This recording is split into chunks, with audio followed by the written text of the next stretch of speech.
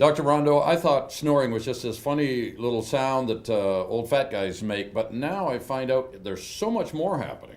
There's a lot more happening, but you're right. It's when the tongue falls back and blocks the airway is what causes the snoring. It vibrates at the back of the throat, and it's mostly overweight men that have the problem.